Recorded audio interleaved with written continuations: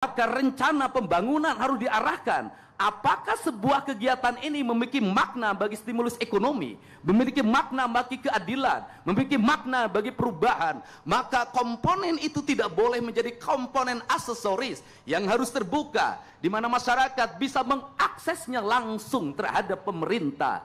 Kerangka berpikir material digital adalah bukan kerangka aksesoris, tetapi kerangka transparansi di era digital yang harus dilakukan oleh kita bersama.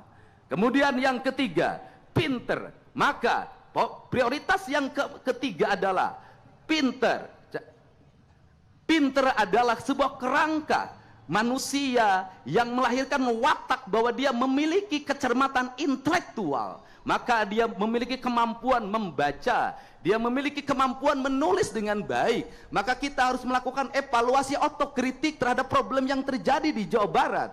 Kalau ada anak SMP yang tidak berhitung, kalau ada anak SMP yang tidak bisa membaca, kalau ada anak SMA yang tidak ngerti matematika dasar, mereka nanti tergopoh-gopoh ketika memasuki dunia industri, mereka tergopoh-gopoh ketika memasuki dunia pekerjaan, mereka memiliki ketahanan fisik yang lemah ketika memasuki TNI, Polri. Maka ini adalah piranti harus segera dibenahi. Pemerintah yang baik adalah pemerintah yang berani melakukan evaluasi terhadap seluruh kekurangan-kekurangan yang dimiliki. Yang kelima adalah singer. Singer artinya manusia yang mau bangun pagi. Singer artinya manusia yang mau berlari cepat. Singer artinya manusia yang mau berjalan lebih cepat dari orang lain. Kelemahan bangsa kita adalah, kelemahan warga Jawa Barat, dia pinter tapi dia pemalas. Dia pinter tetapi dia lemah. Dia pinter tapi dia tidak mau berkompetisi. Maka cager, bager, bener, singer, pinter adalah sebuah kerangka berpikir tentang kesempurnaan manusia. Maka manusia itu disebutlah manusia Indonesia seutuhnya.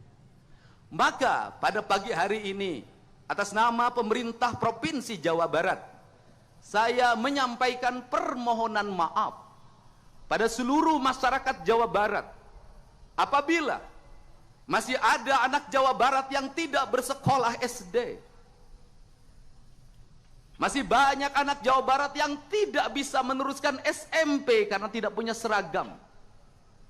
Masih banyak anak Jawa Barat yang berhenti sekolah karena ketidakmampuan biaya. Maka dari itu adalah dosa besar yang kita pikul bersama. Seluruhnya harus terevaluasi dengan baik. Tidak boleh peristiwa itu terjadi lagi. Karena tidak boleh peristiwa itu terjadi lagi, maka kita harus berani melakukan koreksi. Selain itu, saya juga menyampaikan permohonan maaf karena masih banyak rakyat kita yang pulang dari rumah sakit secara paksa karena BPJS-nya tidak mengcover. Masih banyak rakyat kita yang mau masuk ke rumah sakit, BPJS perorangannya mati, tidak terbayarkan, sehingga mereka mengalami penderitaan dan mungkin mereka meninggal tanpa pelayanan. Atau mereka yang BPJS-nya tercover, terbayarkan, dijamin oleh pemerintah, tetapi tak sanggup diam di rumah sakit karena seluruh dapurnya terhenti karena tak ada beras, tak ada minyak goreng, tak ada bahan pangan yang dimakan. Berbaring di rumah sakit melahirkan penderitaan yang lama. Maka dari itulah negara harus senantiasa hadir. Saya mengajak pada seluruh jajaran aparatur pemerintah di Provinsi Jawa Barat, para ketua RT, ketua RW, kepala desa dan kelurahan, para camat, bupati dan wali kota, untuk senantiasa membuka layanan terbuka bagi masyarakat, agar masyarakatnya bisa mengadu terhadap apa yang dia alami. Agar kepala desa membuka rumahnya, menerima rakyatnya dalam setiap waktu, sehingga keluh kesahnya bisa dijawab. Agar para camat juga sama, agar para bupati, wali kota juga sama. seluruh jajaran kalau dilakukan secara kolektif, maka sendi-sendi penderitaan itu akan segera terselesaikan. Maka tugas kita meneruskan kemerdekaan yang dititipkan oleh leluhur bangsa kita, yang dititipkan oleh para pahlawan negara kita, yang telah mengorbankan darahnya, cucuran air matanya, keluarganya, menghabiskan masa hidupnya hanya untuk berkata merdeka bagi bangsanya.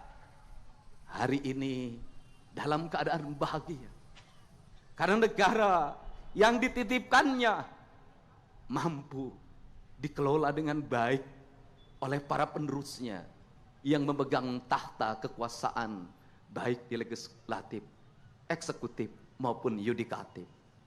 Tetapi sebaliknya, manakala kita menjadi pengkhianat dari apa yang dia titipkan, maka pada saat ini leluhur kita, para pahlawan kita mengalami kesedihan dan kepedihan yang tiada tara. Kenapa? Apa yang dicita-citakan, apa yang dikorbankan menjadi kesia-siaan karena penerusnya tak mampu mewujudkan seluruh gagasan dan pikirannya. Semoga kita semua, termasuk yang paling utama diri saya, menjadi manusia yang tersadarkan, manusia yang tercerahkan bahwa jabatan yang diemban bukanlah warisan, tetapi titipan yang harus dikelola secara sempurna demi kemakmuran, kemajuan rakyat. Saya ucapkan selamat Hari Kemerdekaan Republik Indonesia yang ke-80. Dirgahayu Negara Kesatuan Republik Indonesia. Sekali merdeka, tetap merdeka. Assalamualaikum warahmatullahi wabarakatuh.